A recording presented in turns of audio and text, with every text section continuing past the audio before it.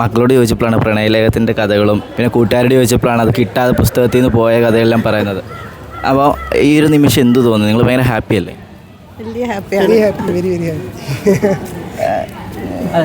ചേട്ടന് love letter book വെച്ച് കൊടുത്തു, പിറ്റേ ദിവസം എക്സ്പ്രഷൻ കണ്ടപ്പോൾ കിട്ടിയില്ലാന്ന് കിട്ടിയില്ലാന്ന് മനസ്സിലായില്ലായിരുന്നു, ഇപ്പോഴാണ് മനസ്സിലായത് കിട്ടിയില്ല മനസ്സിലായത്. അത് അപ്പൻ്റെ കൊണ്ട് കൊടുത്തിട്ട് അപ്പൻ്റെയിലും കിട്ടിയില്ല അല്ലേ, അതന്ന് പിന്നെ എന്താ പ്രശ്നമായത്, അത് എല്ലാം സാക്ഷാകരിച്ചാണ് അന്ന് തന്നെ.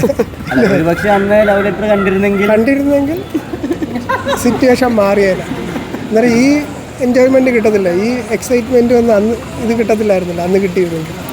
രണ്ടാമതൊരു വിവാഹം കഴിക്കണമെന്ന് പറഞ്ഞപ്പോൾ മക്കളോടാണ് ആദ്യം ഇദ്ദേഹത്തിൻ്റെ കാര്യം കഴിക്കണമെന്ന് ആഗ്രഹിച്ചിട്ടേ ഇല്ല. രണ്ടാമതൊരു വിവാഹത്തെക്കുറിച്ച് ഞാൻ ചിന്തിച്ചിട്ടേ ഇല്ല. ഈ ഒരു വിവാഹത്തിലോട്ട് ഇപ്പോൾ എങ്ങനെയാണ് എത്തിപ്പെട്ടത് ഇദ്ദേഹം എങ്ങനെയോ ദയവായിട്ട് കൊണ്ട് തന്നെയാണെന്ന് തോന്നുന്നു. എത്തിയപ്പോൾ നേരിട്ട് വന്ന് കാണുമായിരുന്നോ? അതെ തപ്പിപ്പിടിക്കാൻ വലിയ പാടൊന്നുമില്ലല്ലേ. ഇടയ്ക്ക് വെച്ചൊരു ഹംസം ഉണ്ടായിരുന്നു അല്ലേ. നമ്പർ തരാം.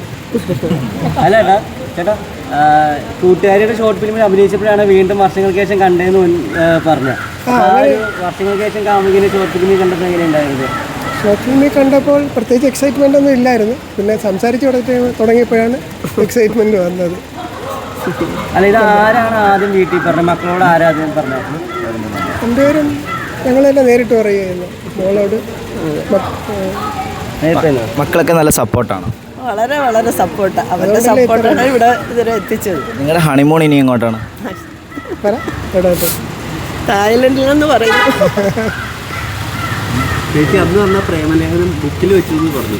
അന്ന് ചേച്ചി തുറന്നു വെക്കാത്തുണ്ടായി. അതിനു വേണ്ടി അന്ന് അത്ര കത്തത്തില്ലായിരുന്നു. അല്ല, അത്രയും അങ്ങനെ ഒന്നും കമ്മ്യൂണിക്കേറ്റ് ചെയ്തിട്ടില്ല. ഒന്നും ഇങ്ങനെ നോക്കുന്നതായിട്ട് ശ്രദ്ധിച്ചിട്ടുണ്ട്, അല്ലാതെ ഒന്നും സംസാരിച്ചിട്ടില്ല. പ്രതീക്ഷിക്കാതെ കൊടുത്തത്. Thank you.